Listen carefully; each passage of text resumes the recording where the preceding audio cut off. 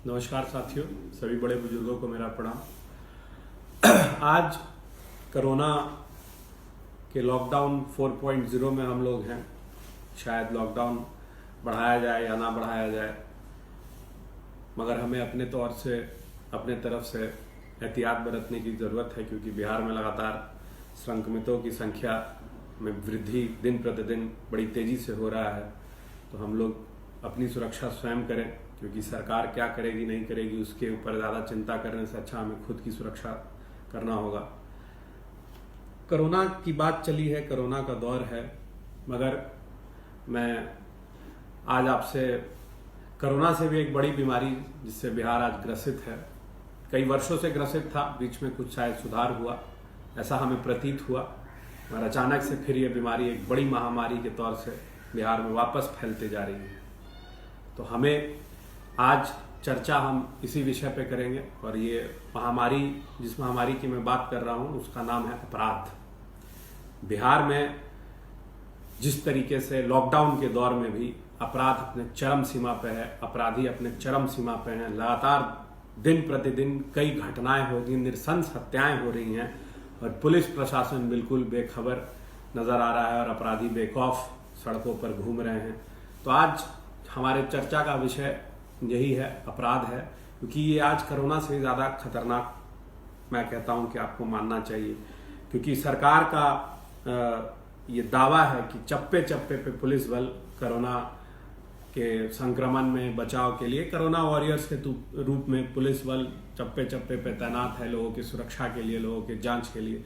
मगर जिस तरीके से अपराधी यहाँ बेखौफ घूम रहे हैं, इससे ये प्रतीत होता है कि अपराध आज कोरोना से बड़ी महामारी हो गई है। लोग कह रहे हैं कि बिहार टॉप 10 कोरोना हॉटस्पॉट्स में आ चुका है, बिहार में लगातार कोरोना के केसेस बढ़ते जा रहे हैं, मगर मेरा मानना है कि बिहार अपराध का हॉटस्पॉट बन चुका है।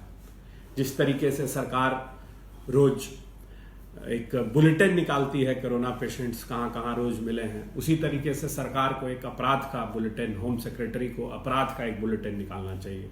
हेल्थ सेक्रेटरी निकालते थे जो बुलेटिन, अब आज जिस प्रकार का बुलेटिन आ रहा है आप खुद देख रहे हैं कि उसमें क्या फर्क है दोनों हेल्थ सेक्रेटरीज के कार्यशैली में, मगर उसके ऊपर हम चर्चा आज नहीं करेंगे, फिर किसी दिन चर्चा करेंगे।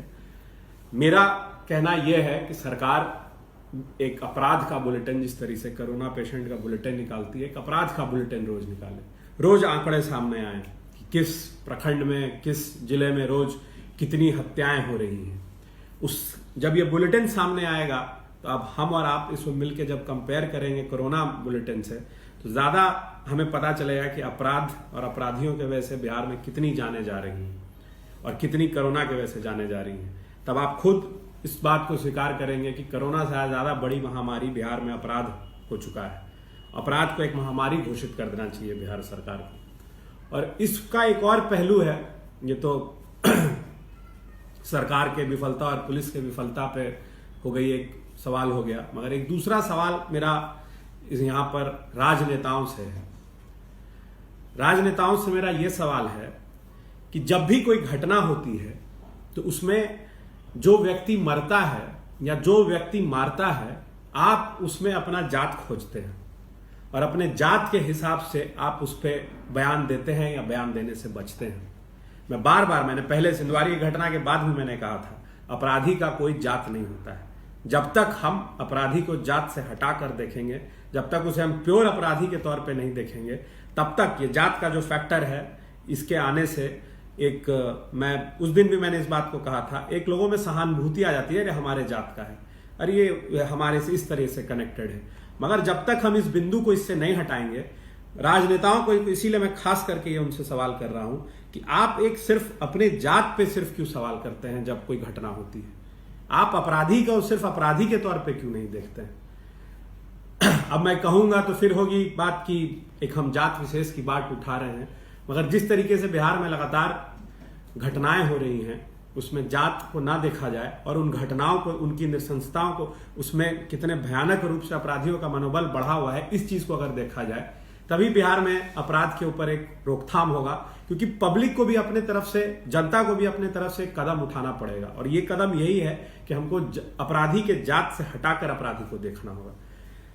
अभी सिंधवारी में घटना हुई इतनी बड़ा, उसके बाद लोगों ने सवाल उठाया, बात उठाया, तो उसके बाद उसमें प्रोसेस शुरू हुआ है, मगर अभी भी थोड़ा लचीलापन है उसमें भी प्रशासन का। मगर उसके बाद ऐसा नहीं हुआ कि बिहार में अपराध का दौर घट गया। गोपालगंज में खुद डीजीपी साहब को जाना पड़ा क्योंकि वहां लोकल विधायक की संलिप्तता थी। डीजीपी साहब खुद गए, तब कहा गया कि भाई इसमें प्रशासन चुस्ती से आया, वहां पर इसको संज्ञान में लिया गया, इसका इन्वेस्टिगेशन किया गया अच्छे तरीके से। तो मेरा कहना यह है कि सिर्फ गोपालगंज में डीजीपी साहब इतने खुद जिस तौर पे उन्होंने मॉनिटर किया, उस तरीके से सारी घटनाओं को क्यों नहीं पुलिस प्रशासन मॉनिटर कर रही है। सीतामढ़ी में बड़े ही सज्जन व्यवसायी थे सितारिया जी, उनकी हत्या हो गई बीच बाजार में। सज्जन पुरुष, कोई पॉलिटिकल एंगल नहीं, कोई राजनीतिक एंगल नहीं, कोई आपराधिक एंगल नहीं, सीधा लूटने के मनसा से उनके दिन दहाड़े हत्या कर दी जाती है। मगर वहां पुलिस प्रशासन का क्या रवैया आप सभी लोग जानते हैं। बेगूसराय में बीजेपी के छात्र नेता की हत्या हो गई, रोहतास में आरजेडी के छात्र नेता की हत्या हो गई। तो आप जात और पार्टी लेवल से उठ के भी अगर आप देखेंगे तो कई घटनाएं हो रही हैं, मगर सरकार उस पर चुप है। अब हाल में ही गया में उतरामा में, खिजरसराय प्रखंड के उतरामा ग्राम में हत्या हो गई। ग्रामीणों का आक्रोश हुआ, पुलिस प्रशासन को वहां पर शव नहीं उठाने दिया गया, तब पुलिस ने आनंद फानन में डॉग स्क्वाड को पुलिस ने बुलाया और उसके बाद व्यक्ति की गिरफ्तारी हुई। अब कल की जो एक घटना है, बहुत ही शर्मनाक घटना है। अब ऐसी घटनाओं के ऊपर मैं चर्चा नहीं करना चाहता हूं, मगर चर्चा करना जरूरी है क्योंकि हमारे समाज में किस तरह के दानव घुस गए हैं, इसकी चर्चा होना बहुत जरूरी है। कल मरांची में हाथीदह के महेंद्रपुर गांव में एक 15 साल की युवती का उसके घर में घुस के सुबह सुबह जलाकर हत्या कर दी गई। और सरकार प्रशासन का जो रवैया है अभी ढुलमुल सा, बहुत ही निंदनीय है।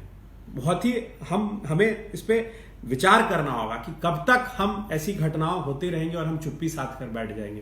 गोपालगंज में जब घटना हुई तो वहां पर लोगों ने, सिंधवारी में घटना हुई, लोगों ने बहुत प्रतिक्रिया दी, मगर गोपालगंज में वही सत्ताधारी दल की फिर संलिप्तता की जहां बात आई, लोग चुप हो गए। तो जो पैटर्न नजर आ रहा है, मरांची हो, गोपालगंज हो, कहीं भी आपका सिंधवारी हो, जो पैटर्न नजर आ रहा है इसमें साफ दिख रहा है आपका कि सत्ताधारी दल का संरक्षण इन गुंडों को प्राप्त है और सत्ता के जो इनके आका हैं उनके इंस्ट्रक्शंस पे कह लीजिए या उनके एक मौन साध लेने की वजह से इन अपराधियों का मन बढ़ गया है। मगर कहीं ना कहीं एक नेक्सस अपराधी और सरकार के बीच में साफ नजर आता है, जिसपे पुलिस प्रशासन भी बिल्कुल, जिसकी वजह से पुलिस प्रशासन का रवैया ढुलमुल हो जाता है। और इसका कारण यही है कि हर अपराध में और हर अपराधी में हम अपना एक जात खोजते हैं, एक उससे अपना हम लगाव खोजते हैं और उसको एक सॉफ्ट कॉर्नर देने की कोशिश करते हैं कि ये हमारे जाति का है, ये हमारे जाति का है। तो उससे बाद एक माहौल क्रिएट होता है जात विशेष को लेकर कि भाई ये तो जात विशेष को टारगेट किया जा रहा है अपराधी के नाम पर। मगर यही मेरा सवाल है आप लोगों से भी, आप लोग भी जब तक इस सवाल को सजगता से नहीं उठाएंगे, बिहार कोरोना से भी ज्यादा बड़ा महामारी अपराध का हॉटस्पॉट बना रहेगा और इसमें कोई सुधार नहीं होगा। मैं जंगल राज कह के डराया गया, मगर मैं बार बार कह रहा हूं ये दैत्य राज है, ये दानव राज है। इन्हें हमारे मासूमों की जान से कोई फिक्र नहीं है। कोई भी व्यक्ति यहां सड़क पर आज फिर से सुरक्षित नहीं है। पहले तो सुनने में आता था कि शाम के बाद शटर डाउन होता था और लोग घर में छुप जाते थे, मगर आज तो दिन दहाड़े सड़कों पर हत्या हो रही है और पुलिस प्रशासन बिल्कुल चुप होकर, मौन होकर बैठना पड़ता है। अच्छे पदाधिकारियों को चुप होकर बैठना पड़ता है क्योंकि कहीं ऊपर से फोन आ जाएगा कि भाई ये हमारे जात विशेष का है, इसको आप कुछ मत कीजिए। तो मेरा आज का मुद्दा यही है कि कब तक बिहार अपराध की महामारी का दंश झेलता रहेगा, कब तक हम सुरक्षित नहीं रहेंगे, कब तक हम बाहर जाने में डरेंगे, कब हम फिर से ये जो मैं सुनता था बचपन में कि बाहर जाने पे लोग सोचते थे कि हम घर आप आएंगे कि नहीं आ पाएंगे, मगर आज तो दिन दहाड़े भी लोग बाहर जाने में कतरा रहे हैं। सुशासन बाबू, कब तक आपका ये सुशासन का जो मुखौटा है, ये चेहरा एक आपने ढोंग का जो पहन रखा है, गुड गवर्नेंस, उसको सही में आप अमल कब तक करवाएंगे, कब तक हम बिहारी इस दंश को झेलते रहेंगे? यही सवाल था मेरा आपसे। आप भी सवाल पर चिंतन कीजिए, अपने स्थानीय लोगों के बीच में इसकी चर्चा कीजिए, अपने स्थानीय प्रतिनिधियों से इस सवाल पे पूछिए कि कब तक हम अपराध और अपराधी का जाति देखकर उस पर बयान देंगे या ना देंगे। धन्यवाद।